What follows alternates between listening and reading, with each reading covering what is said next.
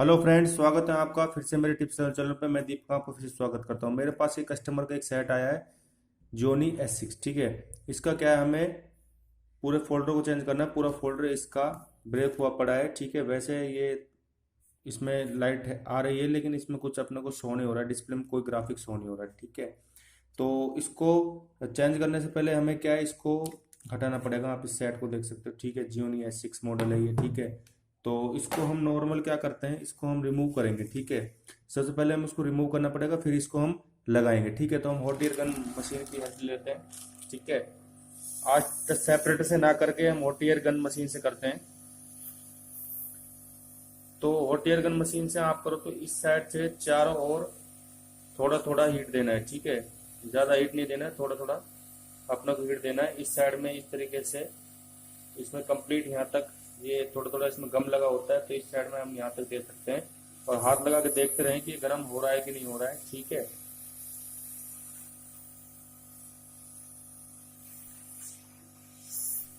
देखें कि ये हीट हो रहा है नहीं हो रहा, जिससे कि इसका अंदर का जो गम है वो अपना एकदम नरम हो जाए, पिघल जाए। ठीक है, एक तरीके से, क्योंकि वो जो ग्लू होता है वो सूख जाता है, उसके कारण से फोल्डर को निकालने में बड़ी परेशानी खड़ी होती है।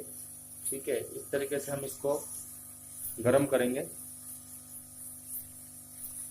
और हाथ को टच करते देखें कि ये साइड से गर्म हो रहा है नहीं हो रहा है। ठीक है, इस टाइप से। और दूसरी बात ये भी देखें कि हम फोल्डर को मतलब ज़्यादा साइड में ना दें कि इससे किसी प्रकार से पैनल वैनल भी इसका जल जाए, इसलिए आराम से हीट दें। शायद ये मेरे हिसाब से हीट हो चुका है। ठीक है, इतने इतना हीटिंग बहुत होता है। ठीक है, एक फोल्डर को निकालने के लिए ये हीट हो गया है। ठीक है, अब इसको हम निकालते हैं। ठीक है, इजीली। ठीक है, तो ये आप प्लास्टिक कार्ड का यूज़ कर सकते हो। ठीक है, मैंने आपको पहले बताया था। ठीक है, आपको जगह को क्रिएट कर लेना है। ठीक है, और जो ब्रेक फोल्डर होते हैं ना दोस्तों, ऐसे इसमें जगह बनाए धीरे धीरे, बहुत इजीली निकल जाते हैं। फोल्डर फोल्डर निकालने में से कोई परेशानी नहीं होती है, बहुत इजीली निकल जाते हैं। और एक चीज़ का विशेष ध्यान दें कि जो इनके पत्ते का जो वो होता है ना, कि पत्ता इसका किस साइड है, किस साइड लगा हो सकता है, तो उसके लिए आप क्या करते हो कि हर नए नए फ़ोन आते हैं। ठीक है, डेली। तो इसका मतलब ये तो नहीं है कि आप हर फ़ोन को डिसेंबल कर दोगे। तो इससे आपको एक हेल्प मिल सकती है कि आप क्या करो, आप गूगल पर जाकर देख सकते हो कि इस फोल्डर का क्या इमेज है, किस टाइप से ये असेंबल है। ठीक है, तो उससे अपने को एक आइडिया मिल जाता है कि हमारा जो फोल्डर है इसका पता किस जगह हो सकता है। ठीक है, जैसे इसका इस साइड पे है। ठीक है, इस साइड पर है। ठीक है, तो उस साइड थोड़ा सावधानी से काम करेंगे तो क्या होगा, उससे वो टूटेगा नहीं। वैसे तो ये ब्रेक है, इसमें तो चाहे हम इसको जल्दबाजी में भी उतार दें तो भी कोई दिक्कत नहीं है, लेकिन जो सही कस्टमर के फोल्डर्स आते हैं उनको, हमको जिसमें जैक वैक की प्रॉब्लम होती है, तो उनको आगे से आजकल फोल्ड डिसेंबल होते हैं। ठीक है, तो ऐसे फ़ोनों को क्या करना पड़ता है, हमको बहुत ही आराम से रिमूव करना होता है। ये भी आगे से ही डिसेंबल होता है, ये जियोनी का S6 सेट है। ठीक है, ये भी पीछे से रिमूव नहीं होता है। ठीक है, मैं आपको दिखा रहा हूँ, ये देखिए किस प्रकार से इसकी डिस्प्ले भी अंदर तक चिपकी पड़ी है, क्योंकि इसका किसी ने डिस्प्ले लगाया जिसने, तो डिस्प्ले कभी कभी चिपक जाती है ग्लू में। नॉर्मली ग्लू थोड़ा ज़्यादा लगने के कारण से ही चिपक जाती है, कोई बड़ी बात नहीं है। ठीक है, इस टाइप से। ठीक है, आप देख सकते हो। ठीक है, ये रिमूव हो चुका है। और इसमें ये जितने भी सारे ये नट्स हैं, ठीक है, इनको खोलने के बाद ही ये डिसेंबर हो पाएगा। ठीक है, और फिर इसके बाद में सिंपली हमको कुछ नहीं करना है। ये जो इसमें 20 नट्स लग रहे हैं, ये सारे हमको रिमूव करने हैं। ठीक है, जितने भी ये नट्स आपको दिख रहे हैं, और ये जो है इसके ऊपर क्या है, एक क्लिप लगी होती है स्टील की, और उसमें भी 2 नट्स होते हैं। ठीक है, उन नट्स को भी हमें रिमूव करना होता है, लेकिन ये किसी टेक्नीशियन के पास पहले आया है और उसने रिपेयर किया था इस मोबाइल को, तो उसमें वो कैप नहीं है। ठीक है, इसको सिंपली हमें क्या है, अलग कर लेना है। ठीक है, इस तरीके से।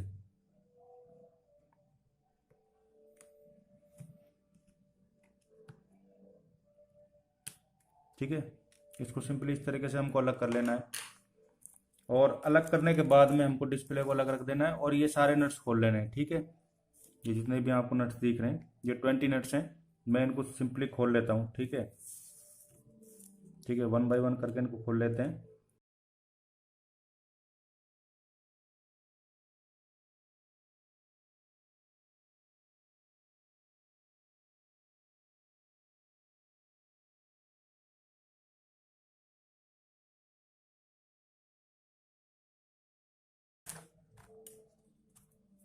फिर ये सारे नट्स रिमूव हमने कर लिए, ठीक है। अब इनको रिमूव करने के बाद हमको इनको लॉक्स को ऐसे खोलना पड़ेगा, ठीक है, साइड में इस टाइप से, ठीक है। और इसका ये फ्रेम बिल्कुल अलग हो जाएगा, ठीक है, इस टाइप से आप देख सकते हो। ये इसका फ्रेम बिल्कुल अलग हो चुका है, ठीक है। इसको हम एक जगह रख लेते हैं। फिर इसके बाद में आप देख सकते हो ये इसकी बैटरी है, ठीक है। इसके बैटरी कनेक्टर को हमको रिमूव करना है इस टाइप से, ठीक है। देख सकते हो आप, बैटरी कनेक्टर को हमने रिमूव कर लिया है, ठीक है। फिर इसके बाद में इसको हमें बैटरी को रिमूव करना है, ठीक है, इस टाइप से। इसमें ग्लू होता है यहाँ पर, ठीक है, टेपिंग आती है। किसी टेक्नीशियन ने इसको रिपेयर कर रखा है, ठीक है, पहले से ही। इसको हमें रिमूव कर लेना है, इसकी बैटरी को, ठीक है। ये इसकी बैटरी रिमूव हो गई है। अब बात आती है इसकी सब पीसीबी की, ठीक है।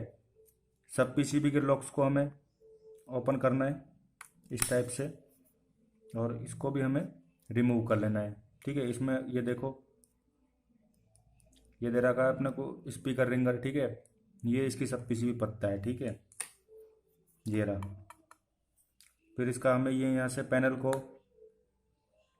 हटा लेना है। एक ये अपने ऑन ऑफ स्विच और वॉल्यूम बटन का इसको यहाँ से हटा लेना है।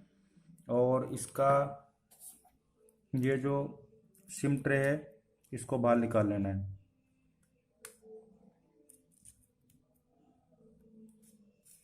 ठीक है। इसको बाहर निकालने के बाद में हमको इसको मेन मदरबोर्ड को हटाना पड़ेगा इस टाइप से। फिर इसका ये नेटवर्क का पॉइंट है, इसको रिमूव कर लेना है, ठीक है। ये रिमूव हो चुका है, ठीक है। और ये पूरा कंप्लीट डिसेंबलिंग हो चुका है। ये नहीं S6 की फुल डिसेंबलिंग आपको मैंने दिखाई है। अगर आपको मेरी वीडियो अच्छी लगती है तो लाइक शेयर एंड सब्सक्राइब जरूर किया करें और कमेंट जरूर किया करें दोस्तों। Thank you.